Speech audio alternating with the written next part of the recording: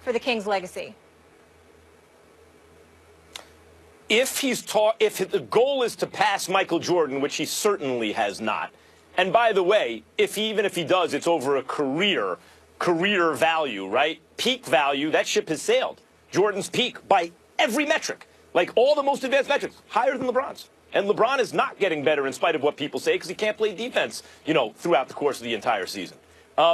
So if we're talking about, piling up the accolades and the championships, then it's extremely important because LeBron fits into two categories right now. And apologies to Kareem Abdul-Jabbar, who's my pick for the second greatest player ever, at least in the modern era, next to Michael Jordan.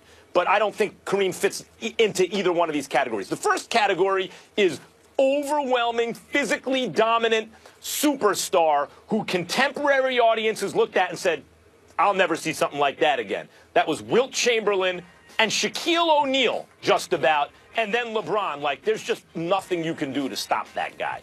He's physically different than everyone else. And then there's another category that LeBron fits into, which is the non-big, the wing player, who is the centerpiece of championship teams, and in his day has some contemporary members thinking that's the greatest ever because there's recency bias, right?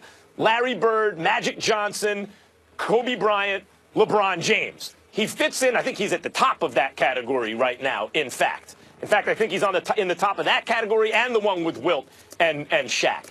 And the fact is that recency bias really applies because in Bird and Magic's day, there were people saying Larry Bird was the greatest player ever. Clearly, that wasn't true, but a lot of people thought maybe he is. Same thing with Kobe Bryant. Also, clearly not true, but a lot of people thought he was.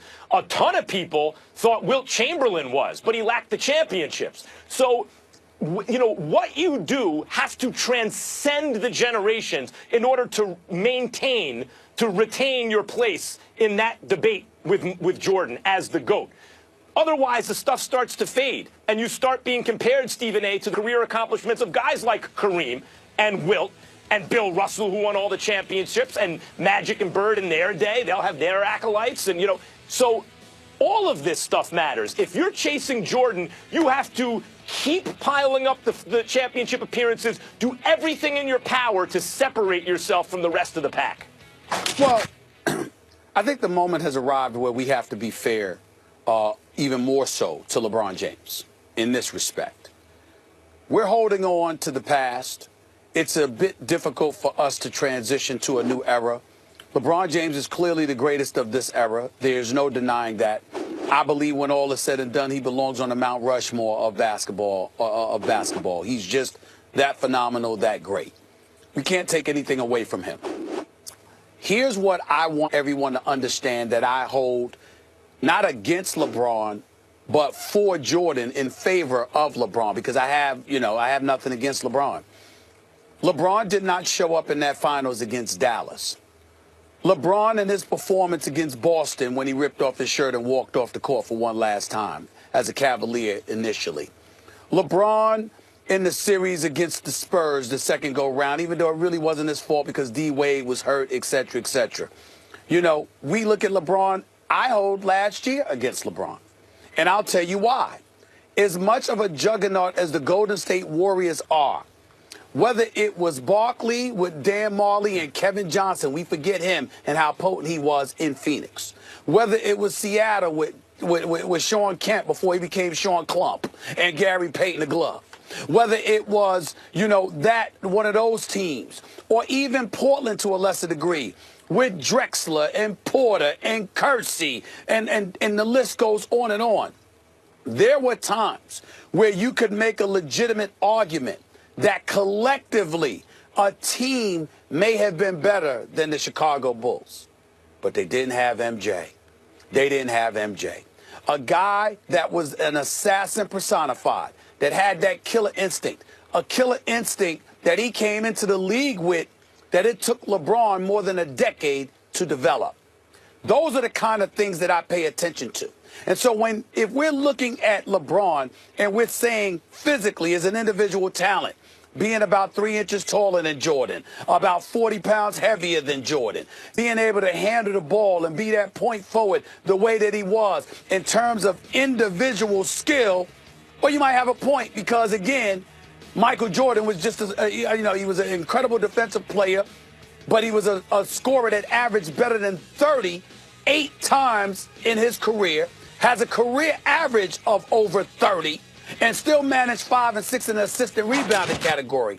But for me, what resonates profoundly, what I can't let go of, what I will never give LeBron the edge over Jordan for, is the fact that LeBron developed an assassin's mentality that the MJs and the Kobes of the world automatically have. And if I'm going to compare you to Jordan, I have to hold that against you, or at least hold that in favor of Jordan, because Jordan's not playing any longer. If Jordan were playing, it would be different.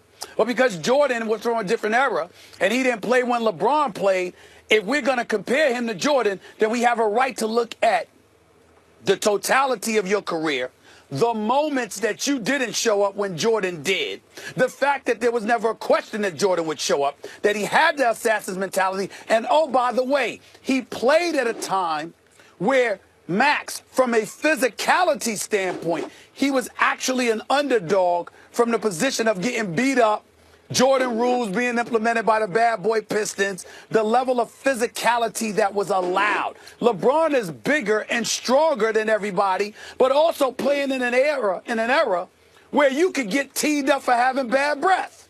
So he's playing when the game is softer, by the way, while he's bigger and stronger, and Jordan was smaller, not bigger and stronger. The era was tougher, and he still did what he did. And oh, by the way, Max, Jordan, if he hadn't retired, wouldn't he have gone to 8 straight NBA finals?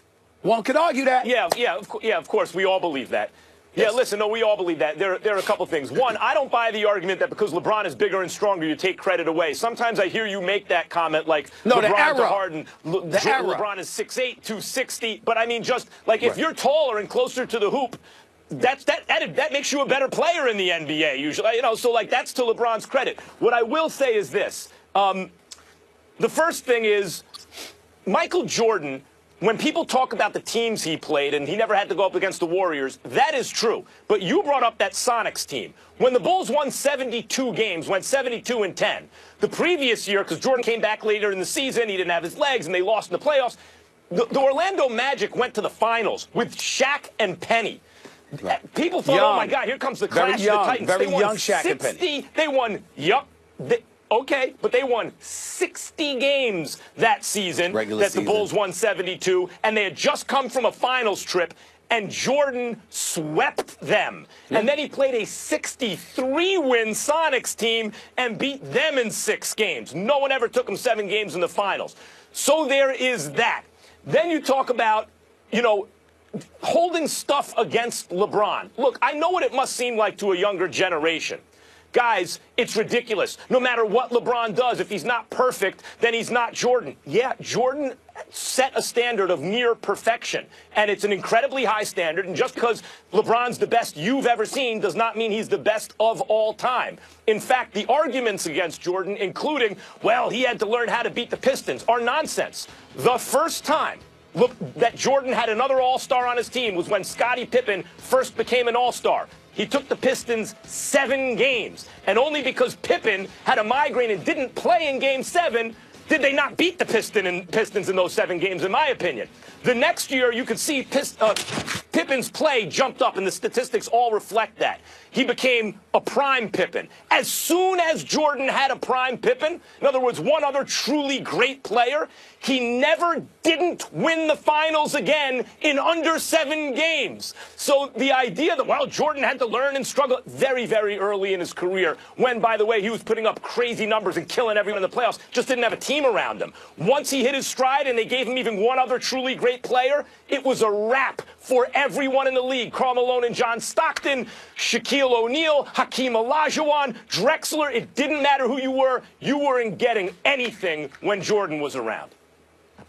Okay, so what I take away from this, there's levels to this, and it's still the GOAT and everybody else. Still to come, we just touched the surface on the latest in the Colin Kaepernick saga. Up next, we'll debate if he should have seen this coming. And more NBA playoffs to get into. Durant and Harden have a lot on their shoulders this postseason. Will either one crumble under the pressure? Keep it locked.